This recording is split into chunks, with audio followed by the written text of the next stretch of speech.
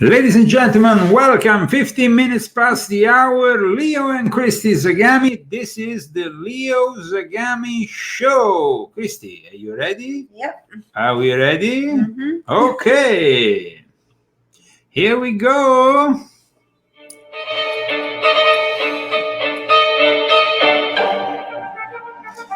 So, here we are with another episode of the Leo Zagami Show, dedicated in particular today to this book, Confessions of an Illuminati, Volume 7, from the Occult Roots of the Great Reset to the Populist Roots of the Great Reject.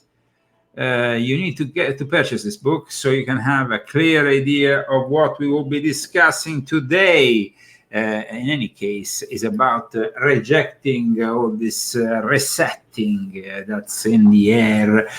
We see people are tuning in, not many, to tell you the truth, but I hope they will show up. We have also a few Italians, even if it's rather late in Italy. They still seem to be the most loyal fans. Oh, wow. Well, I hope that also the English-speaking people. What about us? What about all us English speakers? What about them? Where are they? They're coming. They're coming. Arriving. They're tuning in. They're tuning in. Okay, tune in.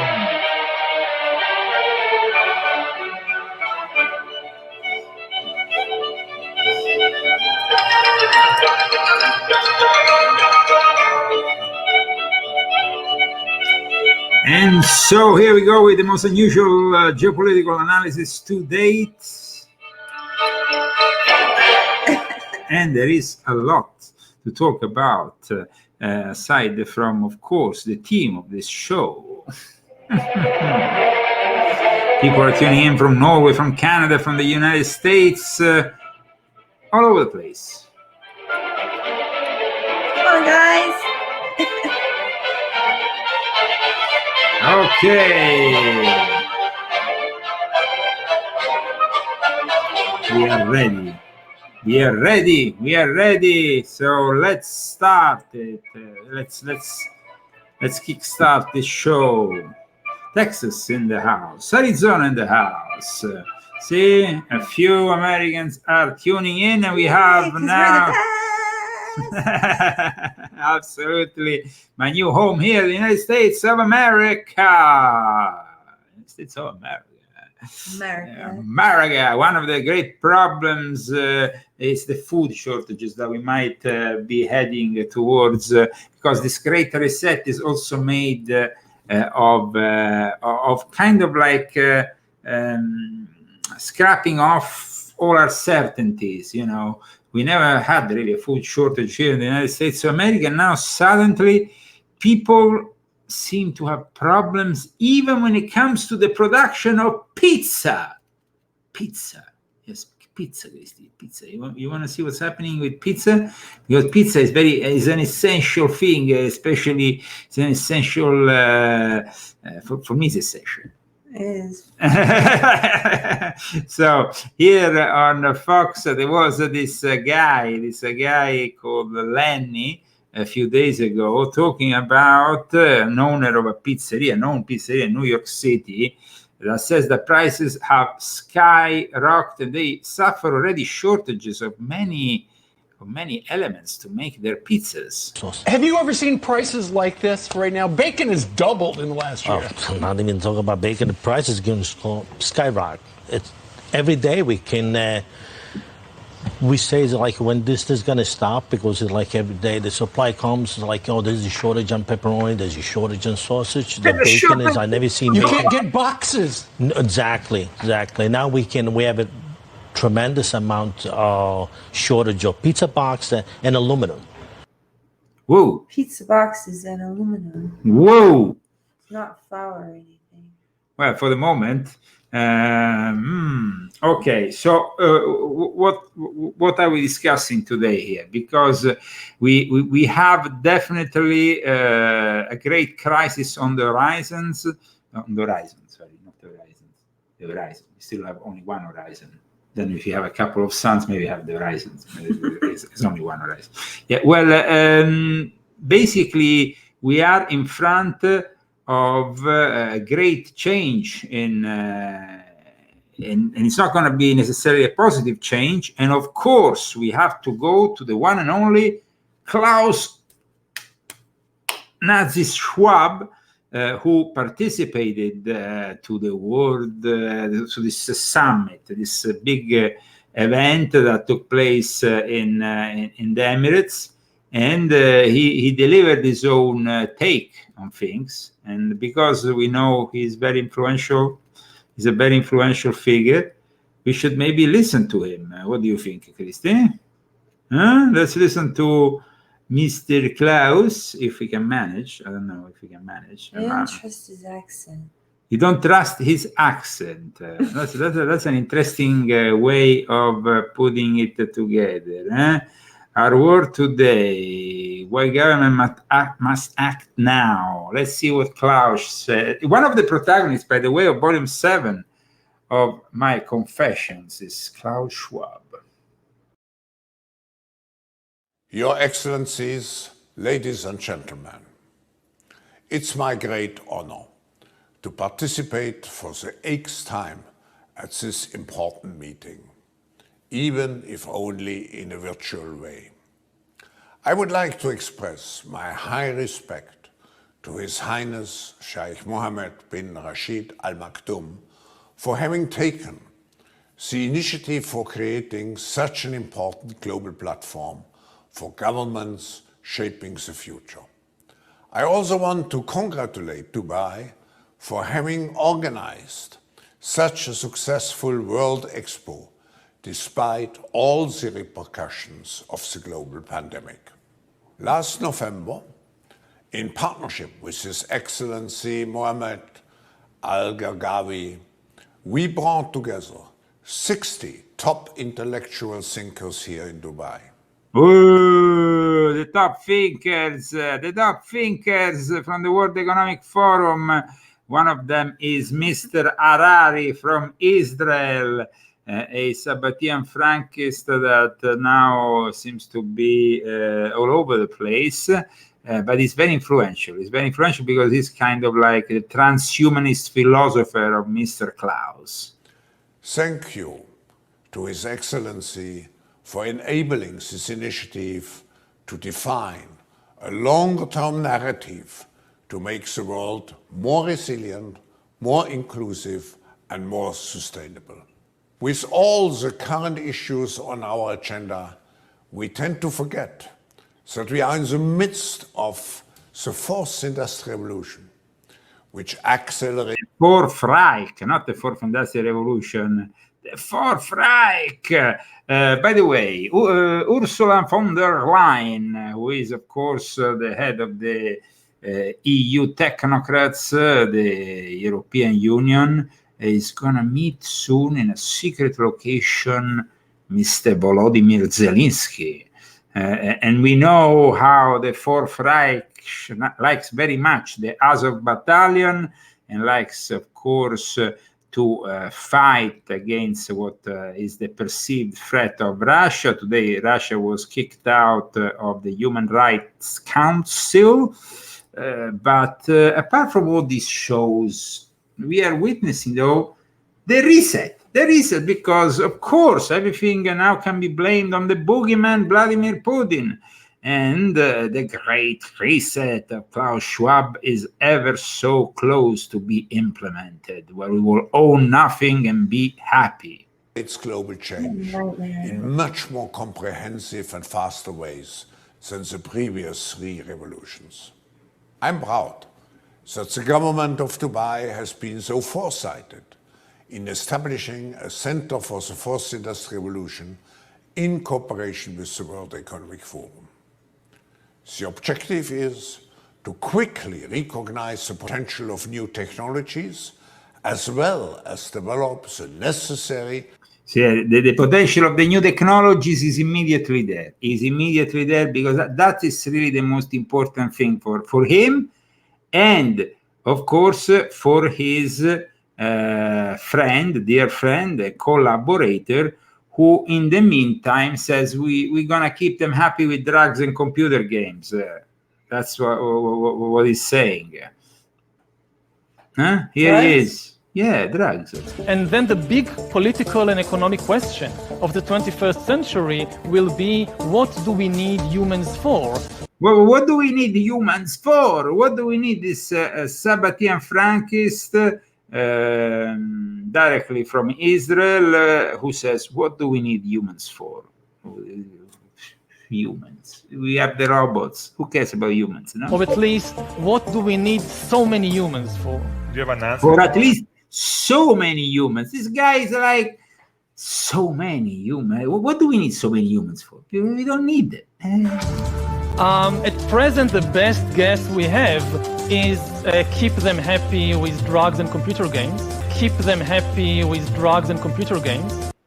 And keep them happy with drugs and computer games, because that's where, of course, the metaverse is heading for. Casey, do you know that nowadays... What if you don't do drugs if you don't play computer games? Well, you will probably be Are you outside dragged. of this? No, because you will be dragged sooner or later into the metaverse, or at the moment you're already probably on Facebook, and that's where they lure you in. Very little. Well, very little. I know you in particular, but I mean, I go on and off. a lot Pop of in and out. yes. But what happens in the metaverse? Going hungry inside the metaverse, you have Chipotle in the metaverse, where users can roll virtual burritos they can never eat. What's the point? The point is to make this. I mean, it's not ridiculous. I mean, it's so sad. The future is made of things that don't even exist. The Mexican food chain has announced a Chipotle burrito builder experience that will let metaverse users roll their own burritos. It is also revealed that behind the scenes look at the pixel food and 19-team restaurant that pays homage to the first ever Chipotle. And basically, you can, if you successfully roll these burritos, you will earn burrito bucks. And can you spend them at the real Chipotle? Yes, at that point you can maybe go to the real Chipotle and have a burrito. Big deal! Big deal. There is even a fake Coca-Cola in the metaverse. A fake, yes. Isn't everything fake? It's really all fake. I mean, it's How crazy. do you get there, though? I mean, I don't understand. I don't know, but in any case, it's like we are really in front of a monstruosity in the making. There was actually this interesting conversation with Harari that was made by an Italian influencer, and look how he worships Harari. Really, these Italian idiots. Sorry, but there is a lot of them. I know, I come from there. So. And here we are, Yuval Noah Harari. I'm so happy to have a chat with you, really. I'm a big fan of yours for a long time, I was telling you before. And people in Italy for a period of time thought I was your Italian agent because I was always talking about you, you know. And every time someone asked me, oh, what is a book that someone should read, I always say, oh my gosh, Homo Deus is a crazy, incredible... Homo Deus, Deus est homo is a motto of the high degrees of the Ordo Templi Orientis, and of course the Illuminati. Has always been their idea that God at one point man becomes God in their eyes. So Deus Homo, no? That is the title of the book of Harari. So fantastic piece of work. I was really impressed. Thank you for inviting me here. Yeah. So Yuval, I'm really curious about your opinion of this period, of course, and I would like to go deeper into the COVID situation and global solidarity and a lot of things you talk a lot. But first, I was curious about how you are living this quarantine period. You know, we are one of the lucky ones. We have a big house, my husband and me. Right. So we have space to some extent, and we haven't lost our job. Our business didn't collapse. We have many friends and family members who lost their jobs or lost their businesses and living in these, small, cramped apartments. So we can't really complain. Got it. And what's your daily routine? Because when I think about you, I always think like, I don't know, you read all day and write all day and full of books. What's your daily routine at this moment? It's quite similar, actually, to the routine even before the crisis. I read and write much of the day. I mean, this is my job. And I also now, the big difference is that now I'm giving many more interviews and that I'm doing it from home instead of having to travel to different places. And also, I give my university classes from home instead of going to university. So these are the two big differences.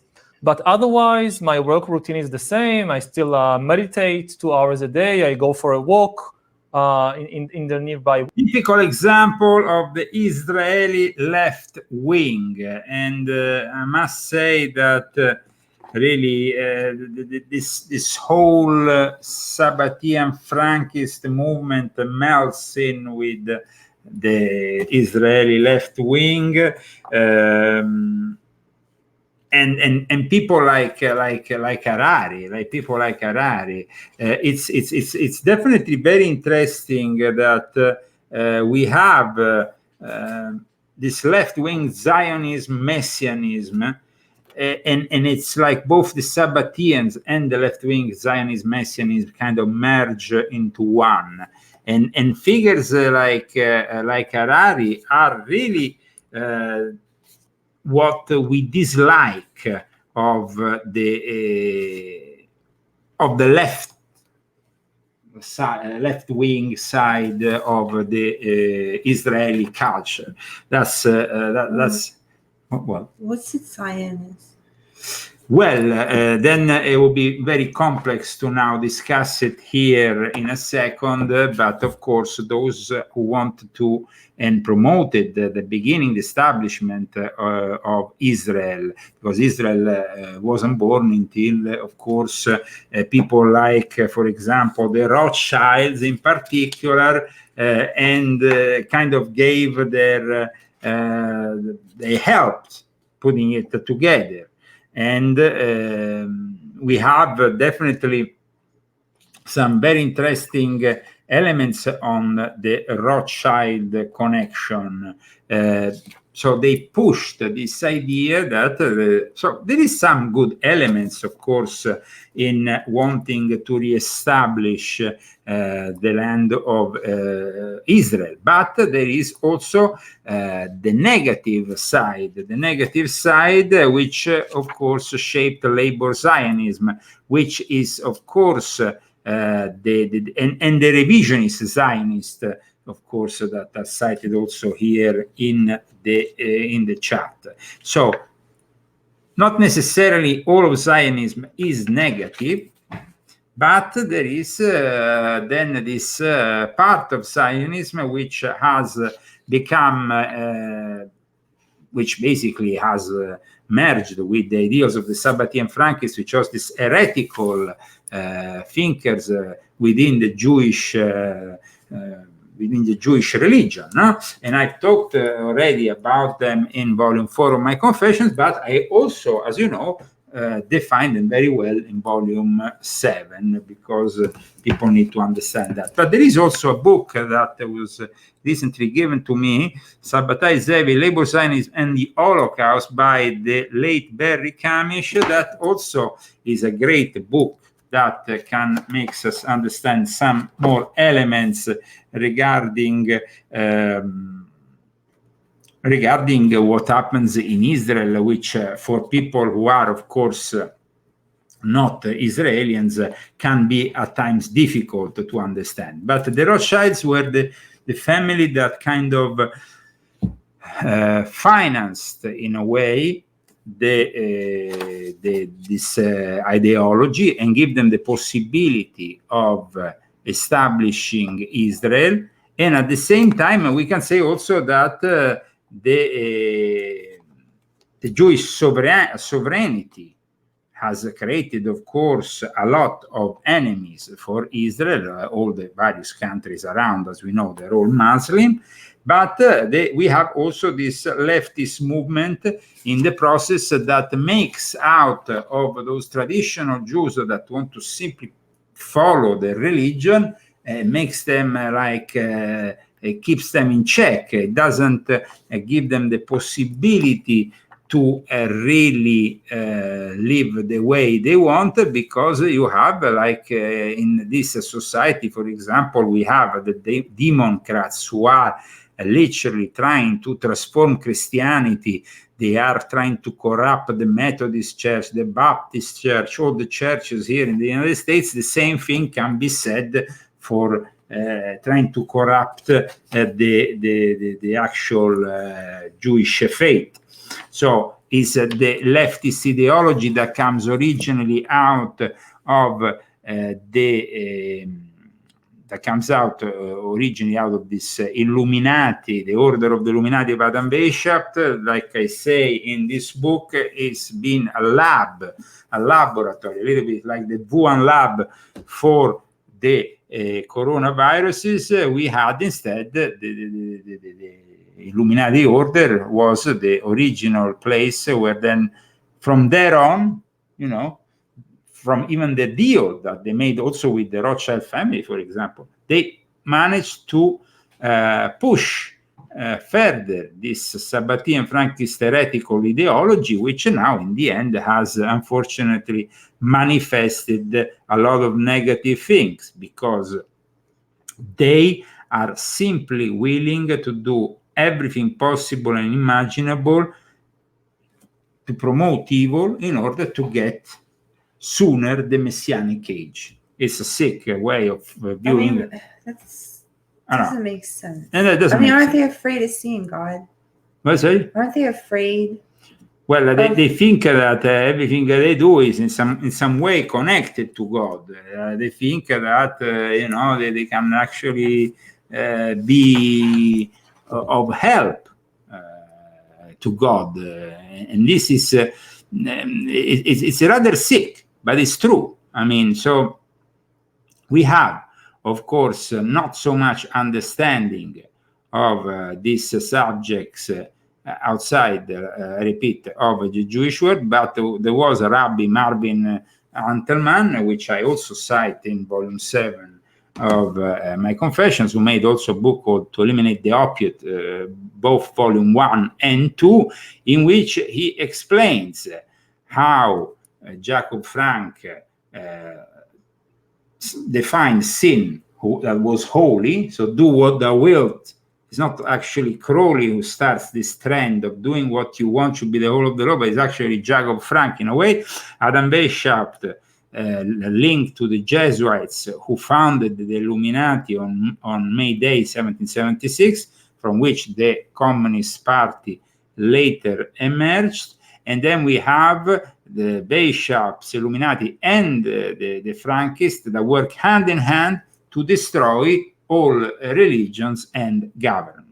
So the connections between the Frankists, the Illuminati, the Jacobins, and the French Revolution that changed society are partly also in this book that also describes the links with the Third Reich, with Nazism, Nazism that was national socialism. So starting from a socialist idea that then becomes nationalistic, but it's always a socialist idea, no?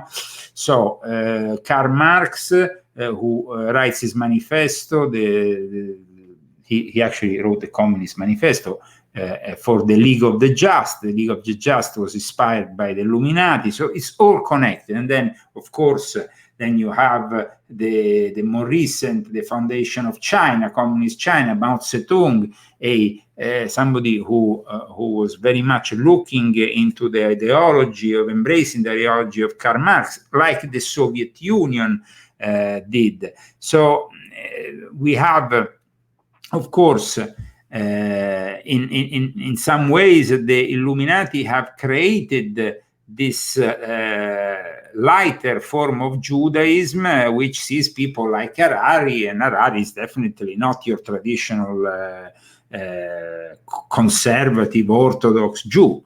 And also we can say that it was in their own mind the idea to actually define Judaism and label it Orthodox in order to destroy it. So when you label something Orthodox, like with Christianity, your intention is to then discriminate it, saying, "Oh, that's an Orthodox thing. That's something that we want to be modern. We want to be progressive." That's what people like, for example, Pope Francis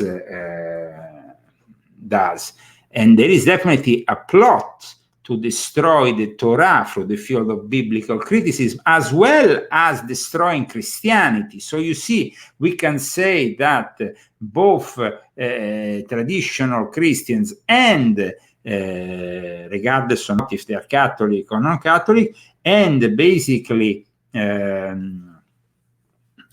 the traditional Jews, the Orthodox Jews, have the same enemy, but even the traditional, probably elements from other religions have the same enemy, because the enemy wants simply all these religions to become more and more superficial, more and more irrelevant.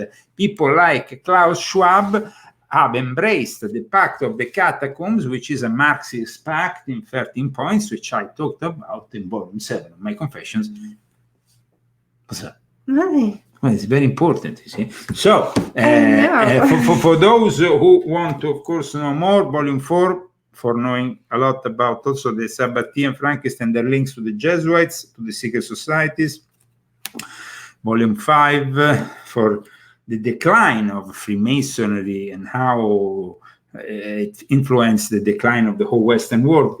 Volume 6.66, which is still one of my best-selling books, and it's about cyber Satan, which is a topic of great importance.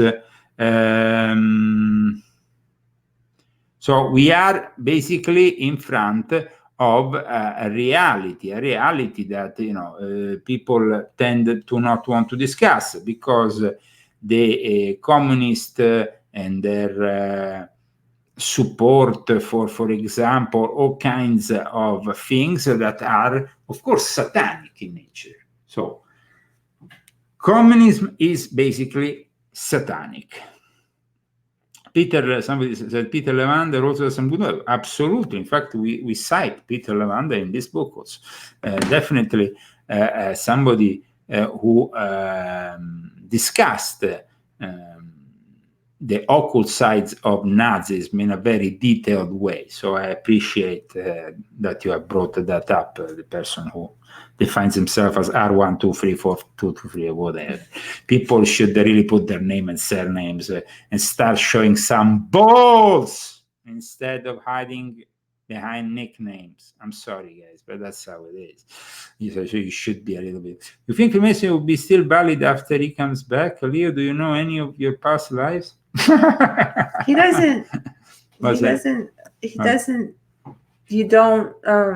Like, as far as past lives go, you believe in it, but you don't. You never put that in this life. Yes, I try to live in the present. Absolutely. That is a very important thing. So here we are. Welcome, everybody. This is the Leo Zagami Show. We have been discussing a lot. We've been having a conversation up until now about this great reset and, of course, the great reject. People try to reject all this rubbish. In New York, it is your town. No? We have now a new mayor, Mayor Eric Adams, who was surrounded by protesters against the mandates and against the, they're still, treated in a way. I don't know how New York City needs to be completely. Don't say anything bad about it. I don't say anything. I just say that, politically speaking, it needs to be completely rediscussed. The whole political map of New York City, their district attorney. It's so great. It has a lot of potential, but unfortunately not any longer. When was the last time it was great? How long ago? A long time ago, probably when Mayor Rudolph Giuliani was around. Maybe it was still a great city. This is, though, how they treated the mayor yesterday.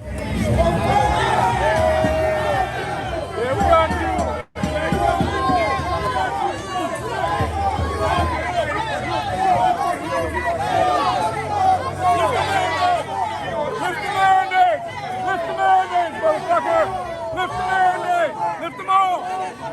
Lift all the mandates! Lift all the mandates! Smug prick! Smug prick! Lift all the mandates! Come kneel before me! Kneel before me, Arrogantums! Kneel before me, motherfucker! Kneel before me, bitch! Kneel before me, bitch! Kneel down here, boy! Kneel down here, you puppet! You motherfucker! Kneel down here! Kneel before me!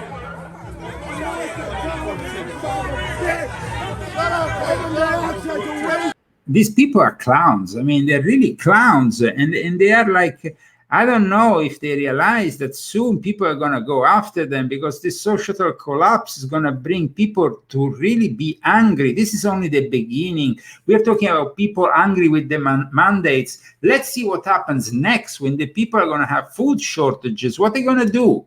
I mean, these people are playing with fire. They are playing with fire. He just got in office. He just got in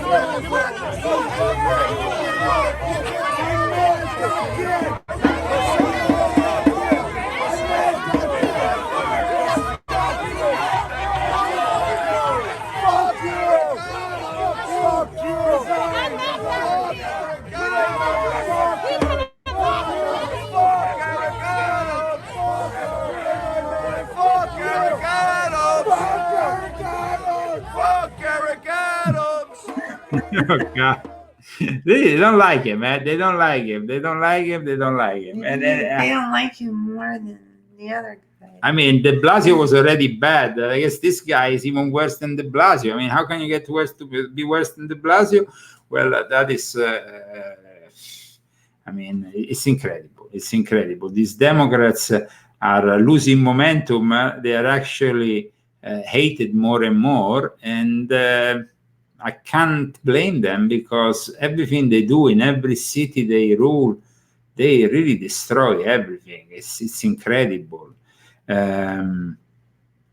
So it's sad to see, but that's the way it is. Now, going back into the Great Reset, we have, of course, also the subject of the you know, everything is being resetted. Even the currency is being rediscussed. It's all about digital currency in the future. Of course, Bitcoin, but also other forms of digital currency. What underpins a world order is always the financial system. So what underpins? This woman is the daughter of somebody who was working for this and that. She's very influential. I was very privileged. My father was an advisor to Nixon when they came off the gold standard in '71. And so I was brought up with a kind of inside view of how very important the financial structure is to absolutely everything else. And what we're seeing in the world today, I think, is we are on the brink of a dramatic change where we are about to, and I'll say this boldly, we're about to abandon. Somebody says, love the new book. Any plan to publish them in hardback? Yes, we have it already in hardback. Here we have. This is the hardback copy. It's really nice.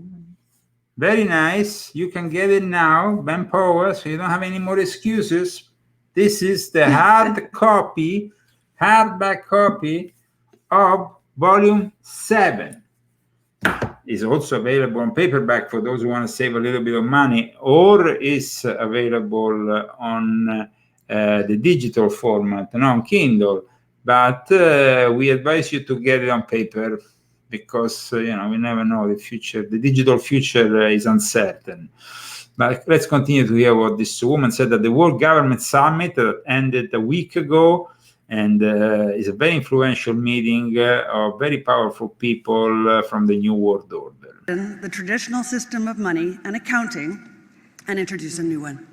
And the new one, the new accounting is what we call blockchain. It means digital.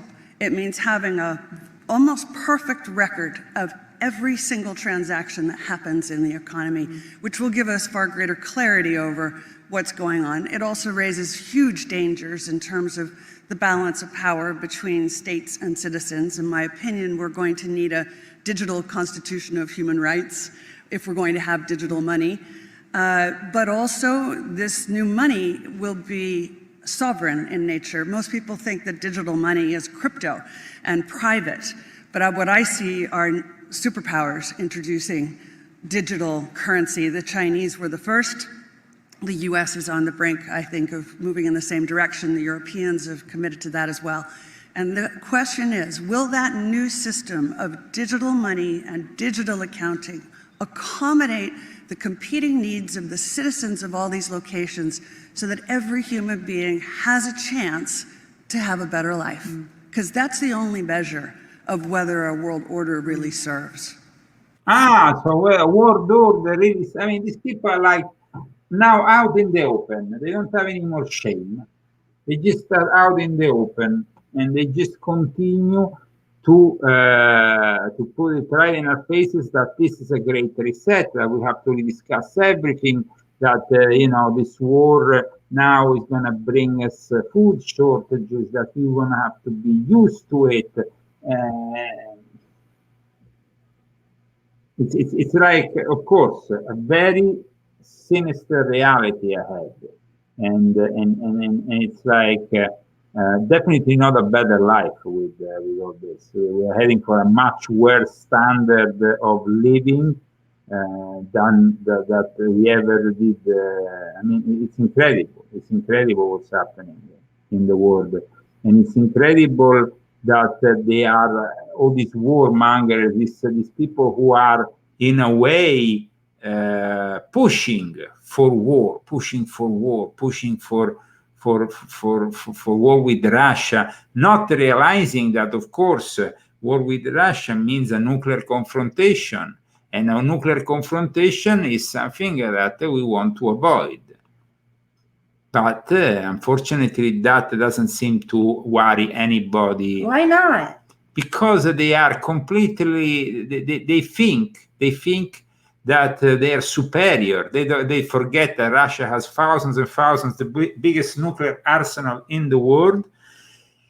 And they forget all that. But let's see what has happened in an interview with Peskov, which is, of course, a spokesman of the Kremlin, on Sky a few hours ago. I would say that today what has happened, you know, they kicked out Russia out of the Human Rights Council, and it was really bad. I mean, Russia has reacted saying it's an illegal move. There was, of course, the support of China that has openly this time supported Russia, just to make it clear finally that what they wrote in Volume 7 should be considered totally 100,000,000% correct, because if you think that China will ever leave their pals in Russia alone and they will betray them, then you are kidding yourself. So how is it possible that these people are still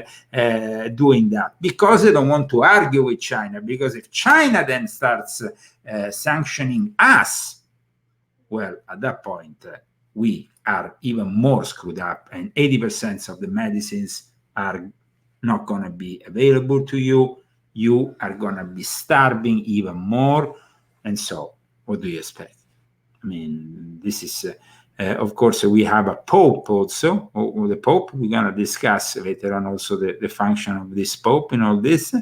But first of all, I wanted to show, of course, what Peskov said here, because it's very important what he said. But it's a problem in any dialogue, any future negotiations, that people don't trust you, particularly over NATO. I mean, Vladimir Putin embarked on this military operation, basically saying it was to counter, partly to counter the expansion of NATO in Eastern Europe. Well, NATO has more troops now in Eastern Europe. Germany is increasing its defense spending. I mean, NATO is stronger now than it was. It's stronger, not weaker. Yeah, and thus we have to rebalance the situation, and we have to take additional measures to ensure our own security, because we are deeply convinced that NATO is a machine for confrontation. It's not a peaceful alliance. It was tailored. So a machine for confrontation, not a peaceful alliance. We will have to defend ourselves. Remember, these are the same people who said we will use nukes in order to defend Russia if we are threatened. But everybody here in the West seems to, they have an idea. The problem with the Westerners to understand the Russians, they think that the Russians are thinking the same way. Completely wrong. Completely wrong. Is another way of thinking. This culture here is a corrupt culture that now gives $900 in Palm Springs, California, if you are transgender or non-binary. If you are transgender or non-binary in Palm Springs, you get $900. If I wear a wig tomorrow morning, I go into the office, I get $900. If Christy says she's not sure about her sexuality, non-binary, what the heck does that mean? $200,000 of Palm Springs money from my taxes, as well as her taxes, as well as the taxes of all the people in Palm Springs, used for such garbage? Well, we have a crappy mayor. Just bring on a nuke, please. For confrontation. And the main purposes of its existence to confront our country. But this is a very unfortunate situation, but we have to take it into account. But you see, NATO is a defensive organization, and Finland, yes, exactly. Finland and Sweden, Finland has an 800-mile border with your country. They now want to join NATO as a result of all this. What would Russia do if Finland and Sweden joined NATO? We'll have to rebalance the situation. I repeat again, and then we'll have to make our western flank more sophisticated in terms of ensuring our security.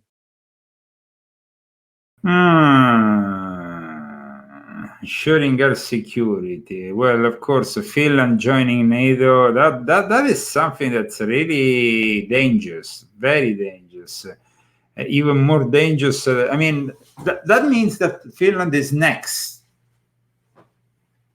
and they will be invaded, just like Ukraine. And I don't know about the Finns, if they are really willing to fight. They are such lightweights. A lot of them, I'm sorry to say, I worked in Finland for a few years on and off, so I know the kind of people. Beautiful people, but it's a country dominated by women. Nothing wrong with that, but every single politician on the board is a woman nowadays. They're all women. It's like, and so there is no manhood. Where are the men who will defend Finland with such a huge border? Of course, at that point, it will become a NATO affair. And then that will, because if they join NATO, then it will become a NATO affair. And so then it will become a war between NATO and Russia. That is ultimately what they want.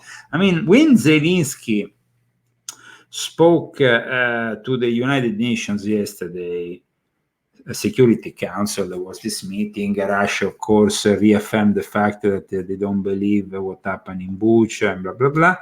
But what was important is that Zelensky at the end said they're not doing enough. Nobody's doing enough. Even the European Union for him is not doing enough. Even after all the sanctions, the new sanctions that America has moved against Russia, that is not enough. What does Zelensky want?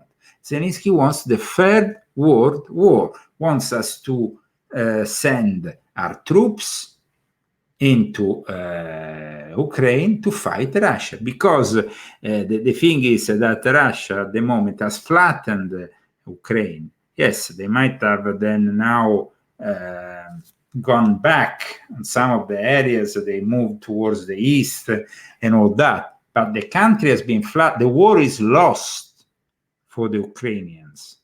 That's not the way the news makes it out. The news doesn't make it out that way, but actually there was a guy on Fox. That they actually who actually mentioned this whole thing. He was there in Ukraine. I might be able to find this. It's news from today. This guy from Fox News anchor, Fox News, a journalist who came back from Ukraine. He said, "Listen, the actual situation is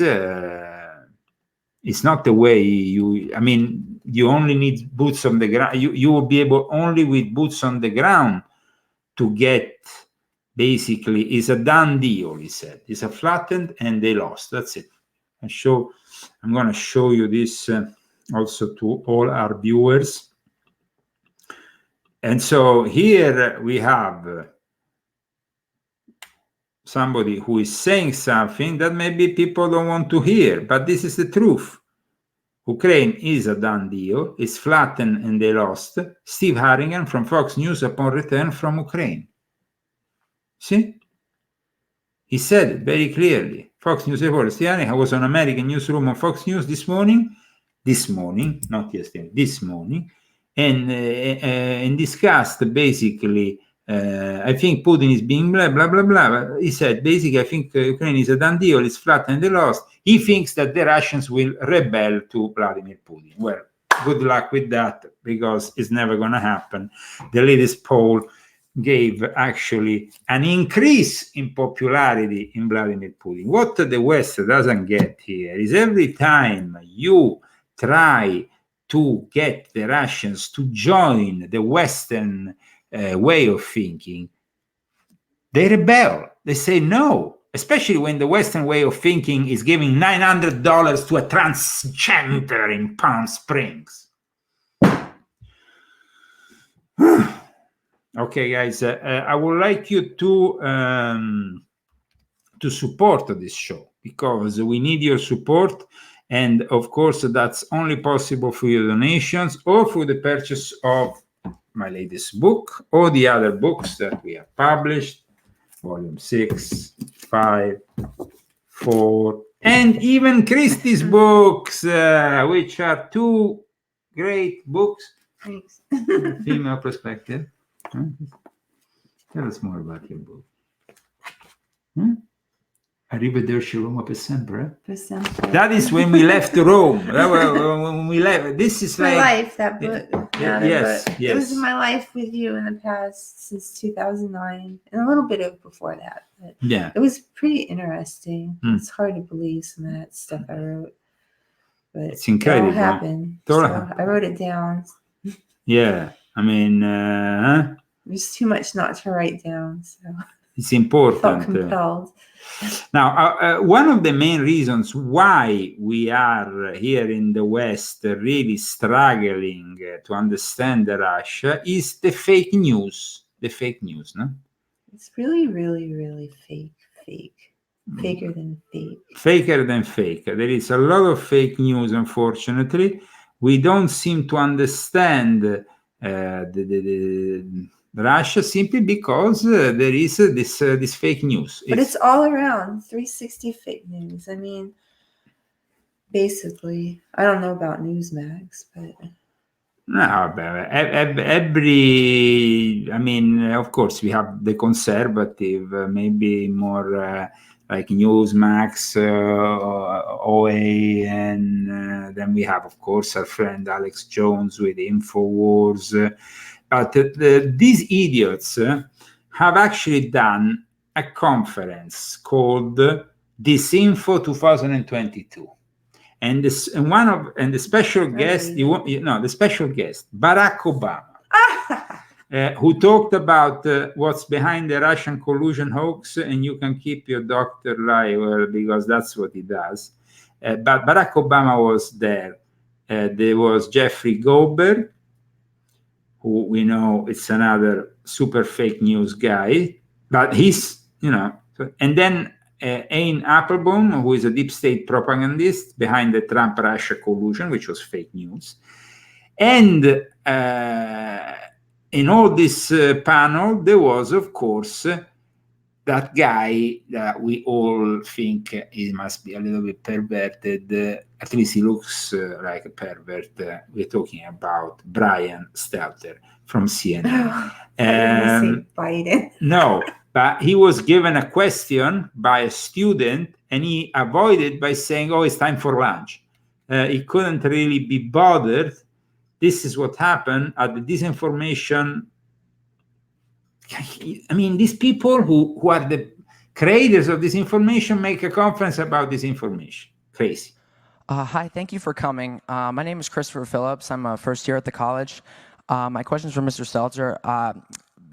You've all spoken extensively about Fox News being a purveyor of... so you say Stelter? No, Stelter. Stelter? Stelter, okay. So this student, really, kudos on him because he did the right question. Disinformation, but CNN is right up there with them. They pushed the Russian collusion hoax. They pushed the Jussie Smollett hoax. They smeared Justice Kavanaugh as a rapist, and they also smeared Nick Sandmann as a white supremacist. And yes, they dismissed the Hunter Biden laptop affair as pure Russian disinformation. With mainstream corporate journalists becoming little more than apologists and cheerleaders for the regime, is it time to finally declare that the canon of journalistic ethics is dead or no longer operative? All the mistakes of the mainstream media, and CNN in particular, seem to magically all go in one direction. Are we expected to believe that this is all just some sort of random coincidence, or is there something else behind it? It's too bad. It's time for lunch. You have 30 seconds. No, I mean, Brian. there's a clock that says 30 seconds. But I think my honest answer to you, and I'll come over and talk in more detail after this, is that I think you're describing a different channel than the one that I watch. But I understand that that is a popular right-wing narrative about CNN. I think it's important when we talk about shared reality and democracy, all these networks, all these news outlets have to defend democracy. And when they screw up, admit it. But when Benjamin Hall, the Fox correspondent, was wounded in Ukraine, the news crews at CNN and the New York Times stopped what they were doing, and they tried to help. They tried to help him get out of the country. They tried to find the dead crew members. That's what news outlets do. That's how they actually do work together, to your question about sharing those kinds of connections and trust. We don't talk about it enough, though. We don't share that reality about how that happens. And with regards to the regime, I think you mean the President Biden. The last time I spoke with a Biden aide, we yelled at each other. So that's the reality of the news business that people don't see, that people don't hear. They imagine that it's a situation that it simply is not. But I think your question, it speaks to the failure of journalism to show our work and show the reality of how our profession operates. We have a lot of work to do, I think. Yeah, you have a lot of work to do. Jeez! This really is why the mainstream media is not credible any longer. I mean, they're not capable of even really being honest about all the fake news they've been promoting for years at CNN, starting with the infamous Russian hoax, which, of course, most of the people who were guests at this info gathering, whatever, conference, were all participants to. It's incredible how we have to witness these people, and then he said, oh, when he was shot, we all help him. Of course you're going to help him. Whatever. I mean, the journalists should have still a little bit of ethics left. I mean, I had to leave Italy because as a journalist, I felt threatened. I felt like I was no longer able to do my job.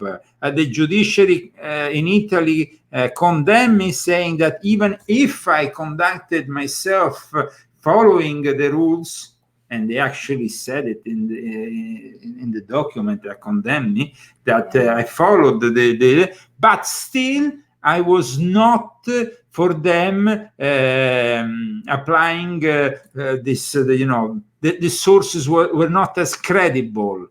Well, it was not that credible. One of the sources was me, myself, and I, and actually my own experience watching this croaker in front of my eyes. But unfortunately, that's how it is these days. And journalists are threatened every day in Europe, in Italy, which is not a third world country, but it is a third world country. If you go and see the actual chart of the freedom of speech, and for journalists, Italy is number 47, meaning behind all the African countries and many other countries. In Italy, if you talk about a mafiosi, they come and gun you down. That means you don't have any freedom. If you talk like I did against the mafiosi, the Masons, the Vatican people, they put you in front of a kangaroo court and they condemn you not only to pay, because in countries like Italy, for example, you are liable to a criminal lawsuit, which means you will end up in jail. So that is something that, of course, it's very sad. We are now going to open, of course, very soon the phone line, because this You think that's what made the Italian chickens? What? This whole thing about you can't really talk. You can't say really anything. talk, yes, because they apply the laws that have been there since the fascist times. I even felt like that when I was living there. As an American, I felt like I couldn't say anything, because if I said something, because everybody wants to sue everybody in Italy. So if you say, like, even though it seems like they would curse at each other a lot, and if you say something wrong, you get accused of, you can get like sued. So that happens left and right too. Yes. Aside from the law, I mean. Yes, absolutely. Because didn't that guy sue you? I mean. Yes, of course. I mean, but a bunch of people sued me to try to either get me bankrupt or get me in prison. That's why in the end I had to leave Italy. This is really a clown world, and this is the so-called democracy of Ursula von der Leyen and the European Union. Well, screw themselves. I mean, they're worse than Russia. I mean, Russia has basically not arrested that lady, that journalist who, yes, she was heavily interrogated after she went on TV and said that, that they lied and that there was war propaganda, and she was not agreeing with it. We all saw it, that the Russian journalist went behind but she wasn't arrested in the end. I was threatened with being arrested for what I wrote in volume 1 of my confessions. Mm-hmm. Yeah, that's true. It's incredible how these people and when I said the wrong things on TV in December 2013, they locked me up. They came and searched for me. They broke down the door of my house in a criminal way. I mean, it's incredible. First, they try to stop you from talking by trying to bribe you. That didn't work. So then they tried all these different things. And then they tried to shut you up, but you never shut up. So first they try to move a lawsuit, or they denounce you to the authority. But when you don't stop, they simply come and get you. And it's like, this is... And then they start trying to inject you with things. Terrible. I mean, that was basically what I had to suffer. Now, I hope nobody has to go through what I went through and my wife, but this is what Europe is today. So, well, I don't have any good words to say about Europe or the European Union and whatever what kind of valors you say? No, you say no values. Sorry, values. And what kind of values they have, these people? They don't have any values. What are they bringing to Ukraine that is so precious? Drugs, drag queens, some other screwed up thing. I mean, that is what they try to push, no?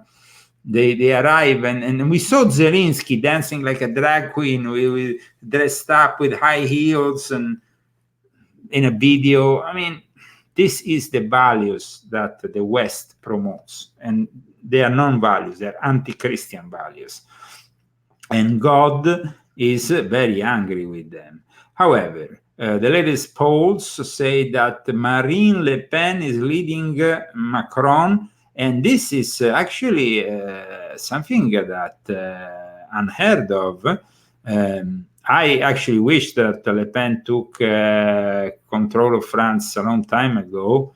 But the problem will be eventually that Macron will, of course, use the leverage that will be given by the fact that Le Pen behind the scenes took the money from Russia. So yes, there is a shock, like my friend Paul Joseph Watson saying here at Summit News, but we are definitely not expecting anything at the moment, because I think that Le Pen will probably in some way be blackmailable, because she, I repeat, accepted at the time money from Russia, and she wanted actually also, she was facilitating Salvini to get money from Russia. When Salvini, and then she was helping Casa Pound to get money from Russia. The extreme right in Europe was trying to get money from Russia. This, of course, will probably now be used against them, or to blackmail these groups into doing things that they wouldn't have done. Now, we have news that the fourth dose of the vaccine is not as effective as the others. Not that the others were, I don't know, I mean, I never tried this. So. But a large study made in Israel has found that the protection against COVID-19 from the fourth shot drops quickly as 4 to 7 weeks. So what's the point of making it? I mean, now they're starting to promote this second booster here in America, in Europe. But we know that in Israel, people are getting ever so sick, and it's not really helping anybody. We have in China, of course, lockdowns in cities like Shanghai with 25 million people, 30 million people. And then we have here the resurgence of COVID in California. So one of the states that basically is more affected is one of the states that has fought more with more draconian restrictions than others. So now, are we starting again with this circus? So coronavirus cases are rising again in LA, San Diego, and San Francisco. So what are we going to see now soon? Are we going to see the increases are modest, and it's unclear whether this is a brief hike up, the beginning of a larger wave of cases, or something in between? We're probably trying to set us up. Set everybody up to accept or to rush for the fourth dose, the infamous second booster that apparently, I say apparently a few times, Joe Biden has done the other day, because, I mean, some people... The fourth one? Well, it is the fourth dose. It's the second booster is the fourth dose. No? So it's very... Oh, no, I lost count. I lost count. I lost count. Okay, so let me open the phone lines. Please help the Leo Zagami Show through Fundly, through GoFundMe, or through Cash App if you're in the United States and Europe, so we can continue to conduct our show regularly. We are trying our best to conduct this show regularly, but we need, of course, your help. And we are no longer on PayPal. And since that happened, really, there has been a decline in donations. So we really need to have your support. Thank you for everyone for buying the book. All those that yes. have bought the book. First of all, the purchase of the book, which is a great opportunity to support us and to also have something that gives you knowledge. And we are preparing volume 8. Yep. Yes, we started. You started. Agristi started. We're gonna. It's good. We think we will have it ready by July, August, maximum September. I hope sincerely by August we can have it out. Volume 8 is, of course, a book that is based on a book that originally came out in Italy with the name Illuminati and the Music of Hollywood. And and so this subject, of course, is a subject that I've never touched in the English language. So you're going to definitely enjoy it. So this is definitely It's exciting. It's exciting that we are starting to work on it. It will take a lot of time, a lot of effort. Remember, when we put together a book project, there is a lot of work on it, and it's really a lot of work. A lot of work. So the Pope, a few days ago, 4 days ago, was in Malta, in the island of Malta. The island I gave the name to the Knights of Malta, no, the island of Malta. No? But what happens in Malta? The Pope, of course, because this great reset has the political, religious figure of Pope Francis as one of the top people, no?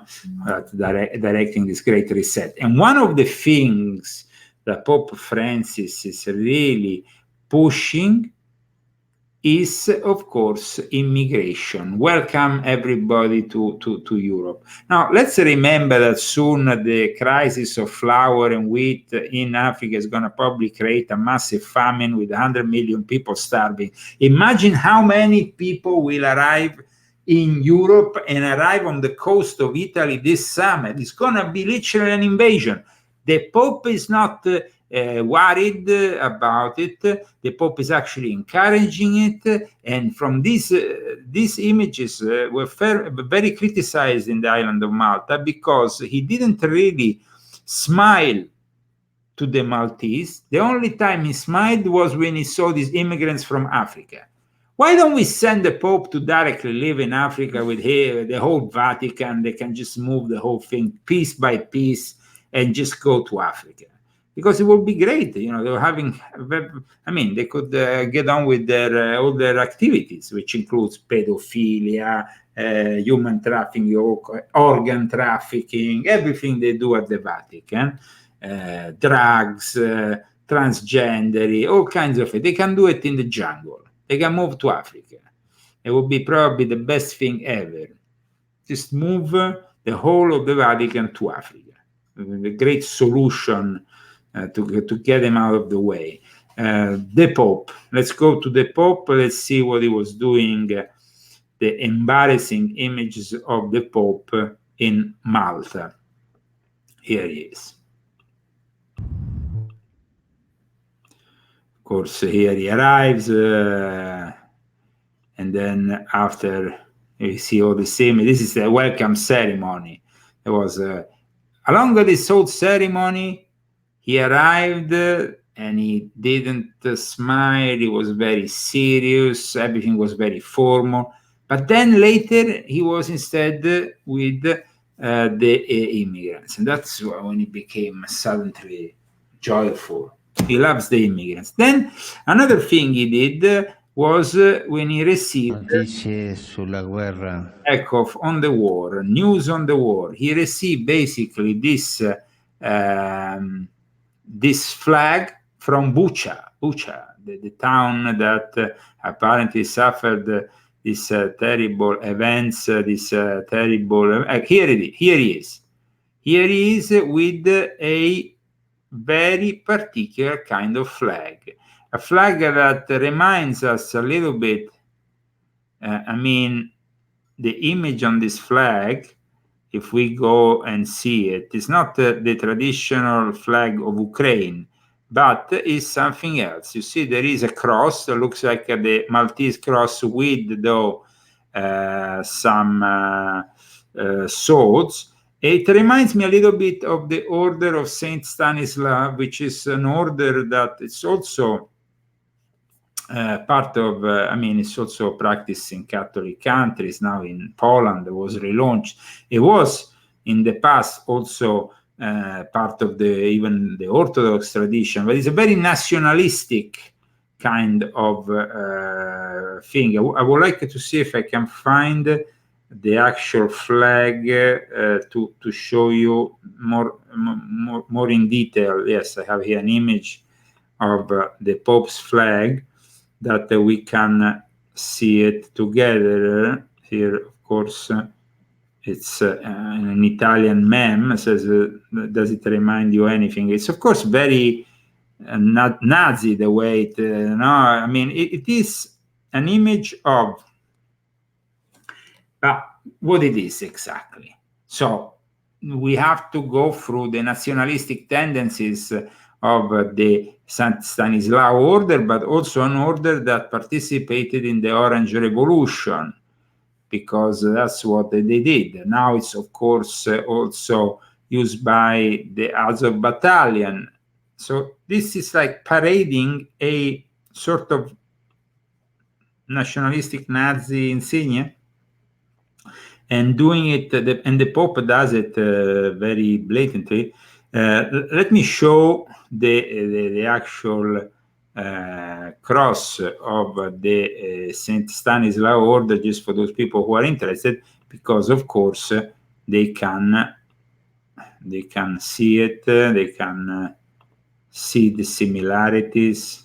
See, this is Stanislaus, and so you have these swords on top, on the sides. So this is how it is. It's different from the cross that you usually have in the Knights of Malta. It has this element. It's definitely a different. It's a Maltese cross, but with the sword. So it's different from really the Maltese cross in essence. By the way, let's move further. Please support the Leo Zagami show. And now we will be opening the phone lines for the joy of Christy. Because Christy wants to always. We're not going to give more than one question for each phone call, I'm telling you, because otherwise we will go way out of time. Actually, we don't have any time today. So one question.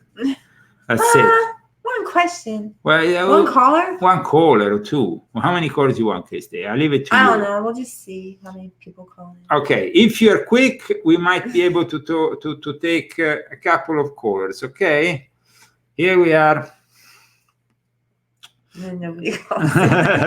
Okay, guys, if you are interested, I'm gonna open the phone line now. The number is already on the screen. Soon I'm gonna read it. The lines are open now, and the number is +1 970 577 6369. I repeat, +1 970 577 6369. Calling FEMA region number 5. No, going. But in any case, we are at the end of the show, but we would like to take a couple of calls before we, of course, move on to our evening with Rambo. Still seems there. Eh? He's watching it. Huh? I know. He's feel his eyes on me. Yeah. While we're going towards an economic collapse, it does not work from Italy. Well, I'm sure it's going to work maybe even from Italy. +1 970 577 6369. If you want to make one question for the broadcast. In the meantime, we are discussing, of course, also the war, the disinformation that this war is unfortunately providing us with in abundance. We are about to enter the worst global food crisis since World War II. The UN is saying this, not me. Inflation has started to spiral out of control all over the world. The war in Ukraine is making our supply chain nightmares even worse. And we have, even here in the US, like I said the other day, horrifying bird flu problem. So you know that there is actually a curfew in Peru because there's been a lot of protest because in Peru they're actually protesting because of the rising food prices, of the rise in the fuel and all that. So there is countries where already they're becoming agitated. What should I have to dial before the number in case to like contact you from here? +1 is American number. We are in America. +1 970 577 6369. This is our phone number. And of course, you can intervene for the next 5 minutes. We are about to end the show. But like I said the other day, there is a lot of countries where this food shortages, this fuel crisis, this crisis in the whole, food chain, let's say, it's going to be felt even more than here. You see, for example, when it comes down to flour and grain, in Europe, they're going to be probably having more problems than here in the US because we have flour and even though grain. we don't have the fertilizer. Somebody says they tried to call her, but they couldn't get through. Unfortunately, here we are. Welcome to the Leo Zagami Show. Who am I talking with? Hi, Leo. Hello there. Who am I talking with and where are you calling from? My name is Kirk. I'm calling from Washington, D.C. Hi. Okay, welcome. Okay, so you're calling from Washington, D.C. That's great. The home of all evil. No, I'm joking. But, that's correct. Definitely. I ran the marathon there. I ran the Marine Corps Marathon all the way. I finished it all the way around D.C. So I know every little bit. Wow. So what is your question for us today? And do you enjoy the show? I love the show, and I only discovered you a week ago. I discovered your book, Invisible Master. Huh. Wow. That's another great book. I don't know how I never heard of you before. Everything you talk about is right up my alley. It has been since I was a little kid. I guess it was just good luck on my part. But better late than never. Yeah, well, I feel like right now is exactly the right time if I was ever going to discover your work. And I just want you to know that I'm going to be telling some people that are important to me about your work because I think they would benefit from your teachings. Thank you. Thank you. Thank you very much for supporting us and also for reading my books because, like I said... Well, I read that book in 2 days. And now I'm on to another one of your books. Well, let me advise you to get Volume 7, which is my latest book, and it's probably one of the best. It does seem to be the most pertinent to what's happening right now. Yes. So you might enjoy it. But it might scare you a little bit, but it will also give you a few hints on how to survive this whole mess. So that is also part of the mission of Volume 7. Any questions for us today?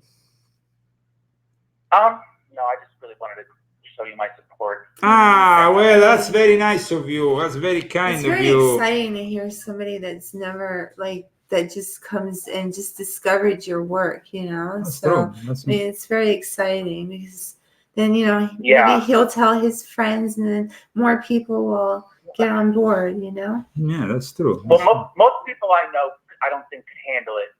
Because it is quite frightening, and the level of insight that you provide, I think, also inspired quite a bit of fear. But considering where I live, I don't know that I have a lot of hope of surviving. Well, I mean, the advice I give to everybody is to first of all make sure that you abandon the cities in the next couple of years, or even in the next year, actually. And possibly not have a military base near you because that will make you obviously a target. So as far as you can from cities, as far as you can. You don't need to be that. I mean, you have to calculate that when a nuclear bomb explodes, you need to be out of the area where it explodes by at least 45 minutes to really start being safe. And not feel the backlash of that kind of explosion. So, I mean, I think that would be a good advice. Do you have any intention of leaving the city, or you think leaving the city is not feasible for you? It's really not. I don't really have anywhere to go. There's nowhere for me to really go. I think maybe the saving grace for me will be that I live basically ground zero. So it'll be instant vaporization. So, okay, so maybe, you're hoping that maybe the defense system around Washington, D.C. might be good enough for you to survive. Thank you so much for calling, by the way, today. It was a pleasure to speak to you. And we go to another phone call. Welcome to the Leo Zagami Show. Hi, Leo. This is Jason Sarapentino, and I had a question for you. Okay. I was in jail one time, and there was a Jesuit priest that would visit me. And I just, since I started listening to you and studying the subject, I always wondered, can you describe what would his daily life be like? Okay, first of all, like I explain in my book, even I think the latest one, Jesuits are not all the same, meaning that there is those who have basically your average Jesuit, and then you have those who have professed a specific vow. And so you have to distinguish these Jesuits from the other ones, because they have basically 3 vows: one of poverty, chastity, and obedience. Now, the obedience is completely submissive to the Pope and to any order that they might receive. So the final vow of a Jesuit makes him a Jesuit that can be dangerous and can be maybe, also directing Illuminati, connecting with Freemasons, being in charge of political matters, geopolitical matters, espionage, counter-espionage, and whatnot. So this is to make you understand that not all the Jesuits are the same. There is, of course, the 4th vow, which is the solemn vow, and that is even one top, like the ultimate vow. And that is really what brings them to what we can consider the Luciferian court. And it is, like I say, beyond, that is the solemn vow, which means that after the traditional vows, they have gone into a solemn vow that brings them directly to work for the Jesuit general on a series of things, like I just said now, geopolitical matters, espionage, all kinds of things. Any other vow is considered a simple vow. So it is this that really brings you to understand that the Jesuits are not all the same. Now, I think that in my next book, I need to understand maybe that people don't really know this difference. We need to be more define it more for the people so they can understand maybe these differences. I remember when you wrote about that. Yeah, but I wrote about it. I think even on this book, I attempted to describe, the difference at least, and it's important. So, what do you think about your own experience with this Jesuit priest that came and visited you in prison? Well, my grandma was the one that asked him to visit, whoever she asked in the church, the Catholic Church. Okay. And he started visiting me. I did get feeling like kind of creepy vibe. One time he visited me, and he did the visit in a bathroom instead of the regular visiting area. I don't know. Maybe I was. I don't know. I just felt kind of weird, like inside the bathroom. Kind of like he wanted. I don't know. Maybe I was just thinking wrong, but I got the vibe that maybe he might want to touch me or do something weird. You know what I mean? But how old were you? Like how old were you at the 80 time? Years old, like 80. He was like 80. Okay. Very old. He was. He was like my grandpa's age. He was rather old, but you were very young.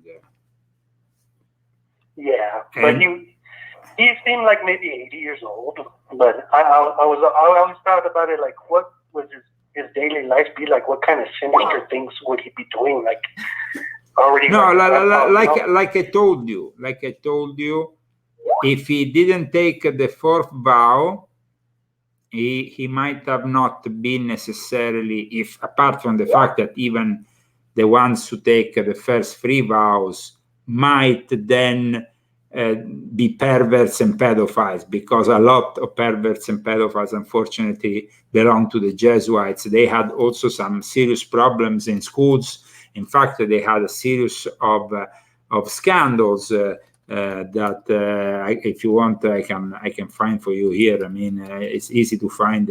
There was definitely a series of scandals in children's schools because of pedophilia. So they have definitely had some problems. But apart from that, his if it wasn't for, I mean, I'm gonna pick up here.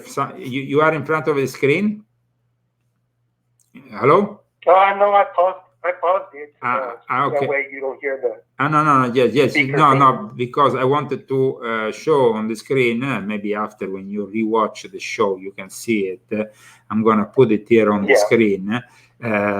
Basically, this is, for example, the sexual abuse scandals in the Society of Jesus, and there is a long list of them. Diocese of Chicago, Fairbanks, Portland, Boston, St. Petersburg, New Orleans, Cheverus High School. I mean, the list goes on and on and on and on. So it's like there has been a series of lawsuits against them, and a lot of them have this problem. But having said that, they are also the scientists of the church, the exorcists of the church, and they are particularly involved with the matters that are secret, or rituals that are secret. Now, when you were talking about, of course, the rituals or the secret practices that they might undergo, there is a grimoire that surfaced a few years back that maybe in the future I will discuss in more detail, that it's basically known as the Libellus Magicus.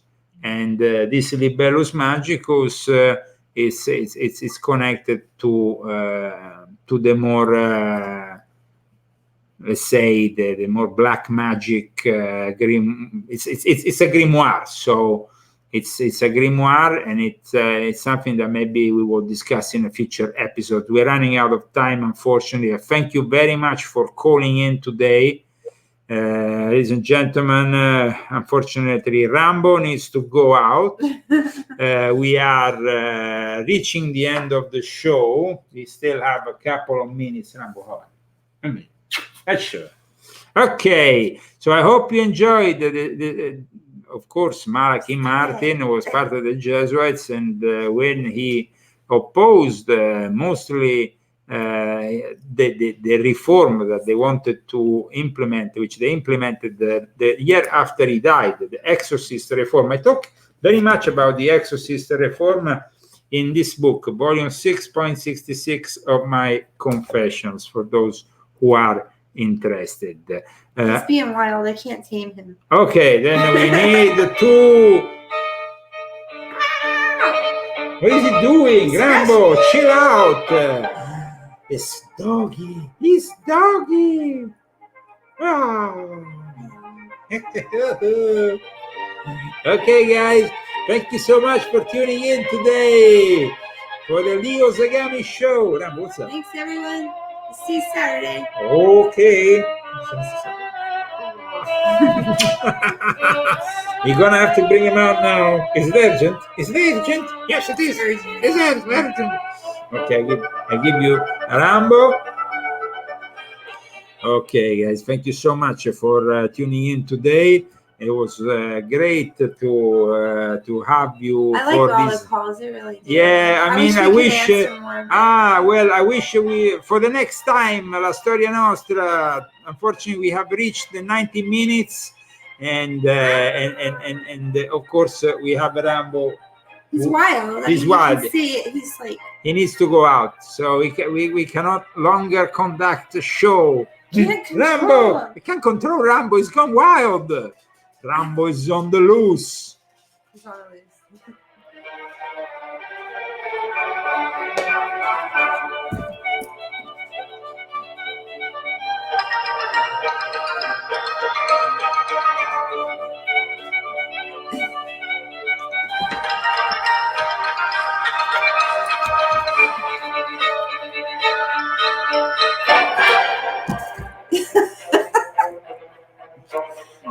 Bye everybody, wherever you are in the world. Let's hope that we can arrive to 2023 without a nuclear explosion. That would be already a success. Because an atomic warfare is something we don't really need. You know what my mother used to say? What she used to say? Like, you know, I grew up in this time.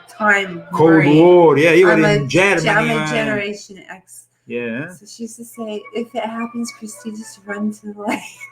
Run to the light. Run to the light? What do you mean run to the light? Just run to the light. Well, that means you're gonna die.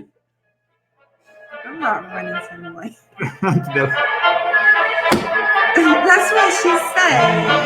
Okay. You never listened to her.